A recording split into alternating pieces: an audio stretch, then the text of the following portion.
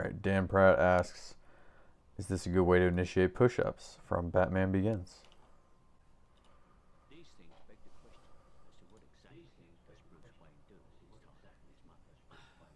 God, he's drinking a huge amount of water.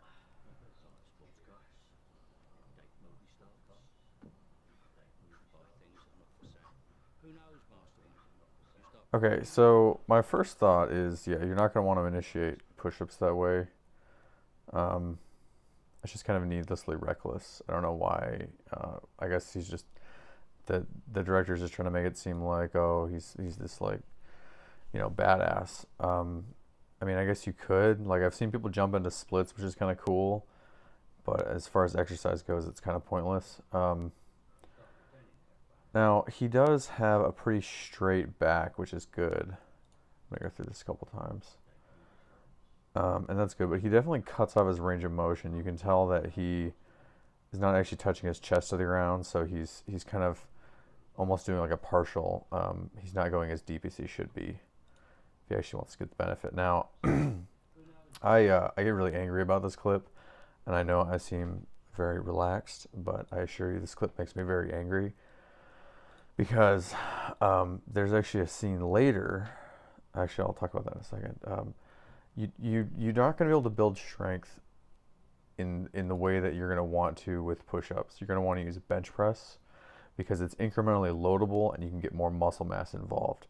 At a certain point, you can't add more resistance to or more external load to your push-up unless you start adding weights and stuff, and that's kind of a silly way to do it when you could just bench press. And that's going to inherently limit your ability to increase force production. So the reason I hate this clip is because he can do like 100 push-ups, and actually, Alfred says something later. So what happens is Batman, after Ra's al Ghul and co. Burn down his mansion, they leave him there to die. A like 6x6 crossbeam of oak like falls on his chest, and he's just pinned by it, right? And Alfred comes up and he pulls the 6x6 off, and he goes, what's good in doing all them bloody push-ups if you can't push up a stump, right? Or whatever he says. You can't push up. You can't save yourself. Which is true, because if he can do 100 push-ups, that doesn't mean that he can bench press an oak crossbeam. And so I love that Alfred points that out. Red Dragon bench press scene. Okay, so it sounds like he's lifting and he's like yelling and crying at the same time. Yeah. Okay, so you don't want to be like crying and yelling at the same time while you don't want to be crying and yelling while you're bench pressing. It's not a good idea. Okay, so he's got his grip around, that's good. It actually looks pretty solid, although it looks like he's not going full range of motion. You're going to want to actually touch your chest. You don't want to cut that off. And obviously he's got this mask on, but he can probably see through that. Vision is actually really important in the bench press because you need to be able to look at the ceiling so that you can use that as an unmoving reference point against which you will watch out of your peripheral vision the bar moving. You don't want to look at the bar while you're bench pressing. You want to look at an unmoving reference point like the ceiling. So this is from Final Destination 3, titled Sultans Jim. There's going to be a lot of stuff going on here, so I'm excited about this. Okay, gonna get benching.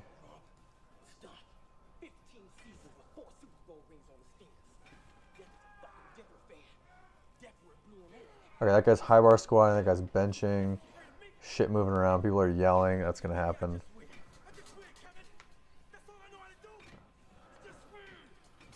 And they're just slamming the hell out of the weights. I mean,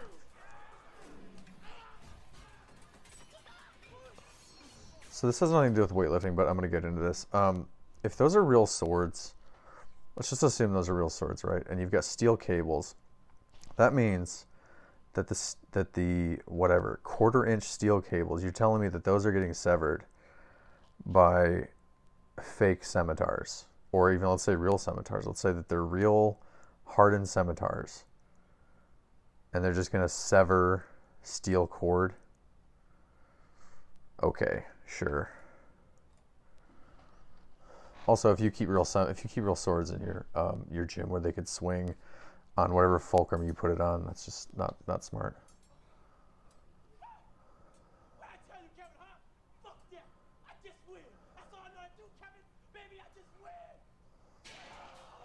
Okay, so I only know this because of the machinery aspect, but the cables actually cut something that had nothing to do with what he was doing and were completely unloaded. So what actually happened here wouldn't happen.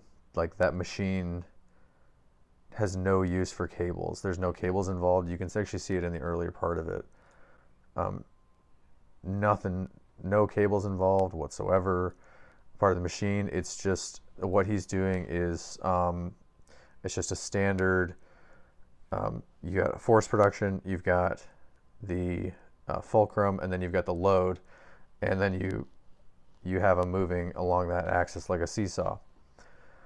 And so you can actually see in the beginning of the clip that he doesn't. It's got nothing to do with the cables. So, so I don't know what they're playing at here. But there's a lot of dumb stuff going on here. This actually would have been a lot cooler scene if the Scimitars had just beheaded him.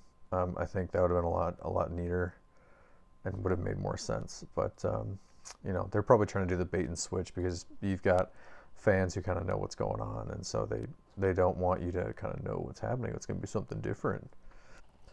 Unbreakable deleted bench press scene.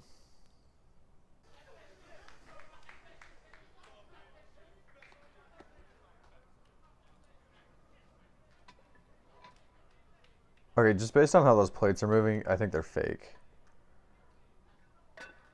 Yeah, I think they're probably fake.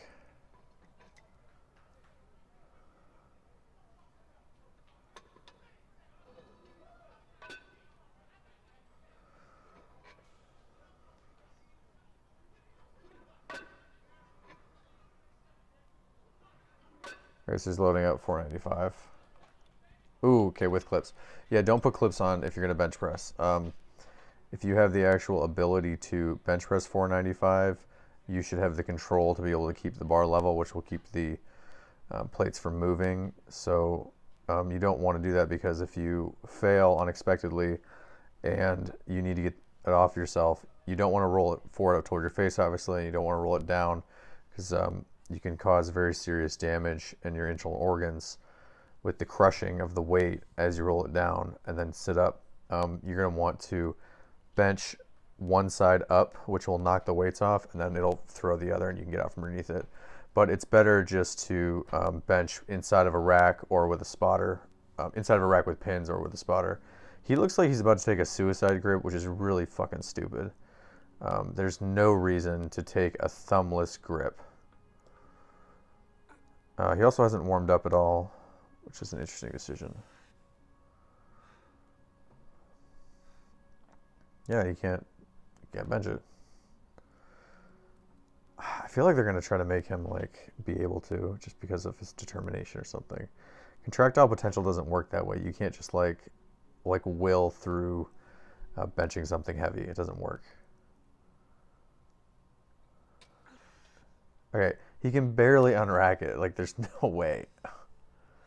So you can see how unstable it is and how you wouldn't want to do a thumbless grip. If it slips out and lands on your face, the fastest spotter in the world can't catch that weight. You're just going to die. So don't bench with a thumbless grip. Okay, so he does actually touch, I'm going to stop it here.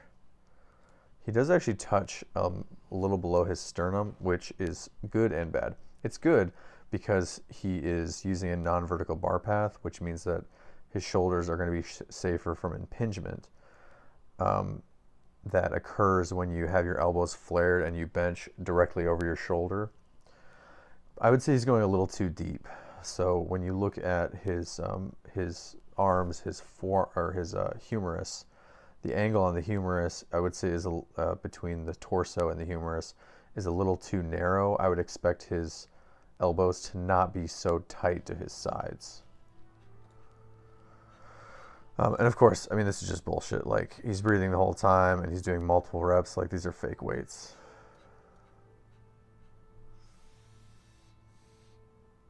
And he's like breathing, he's breathing it on the way up. You should not breathe. Do not, when the bar is moving, you do not breathe. Take a big breath at the beginning. You're go. You bring the bar down, you bench it up, you breathe again. If you want to breathe each rep, that's fine, but when the bar is moving, you don't breathe. Yeah, that's just stupid. There's no way he'd be able to do that. I mean, maybe that's the point, though. I've never seen Unbreakable. I don't know anything about it. Got Pumping Iron about Arnold Schwarzenegger, Arnold versus Lou.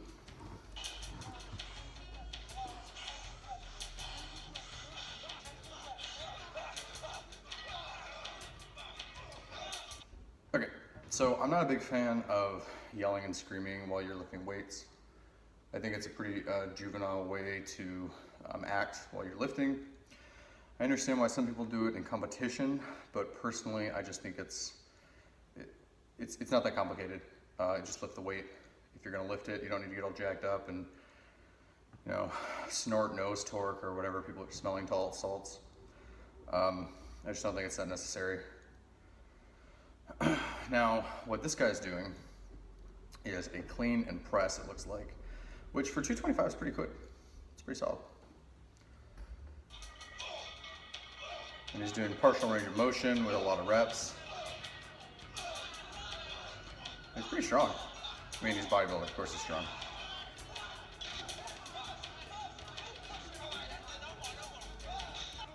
So if you have to touch your buddy's bar, that means that you stole his rep. It wasn't his rep. If he needed your help, he couldn't do it, and it doesn't count. Some people use what's called forced reps, which is where you assist them. It's just not that great of a metric and a great of an exercise because you don't know how much weight he took off. If you take off an ounce, if you take off 10 pounds, I mean, you don't know. You could use a finger and say that much, like, you can do this, but honestly, you don't know. A better way to do it if you're gonna do something like that is called back off sets, where you have a top set for like a set of 5, let's say it's like 315, and then you're gonna do, let's say 2 sets of 5 back off sets at like 275 or 310 or 305. I don't know what it's gonna be, but the idea is that you drop the weight in order to be able to finish out the sets. Not really applicable for everyone, but that's kind of the place to do it. You're not gonna do it like in the middle of a set. You can either do it or you can't. You don't need someone else there, unless they're gonna save you in a bench.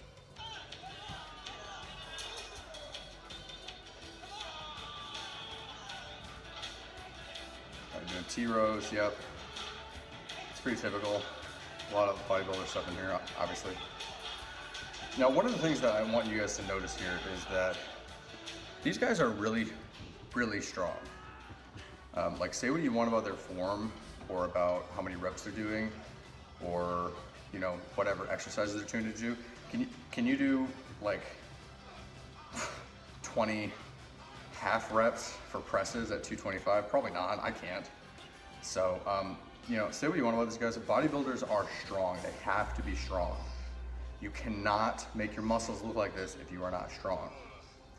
If you are not developing strength, if you're not developing force production, you're not gonna get muscles like this.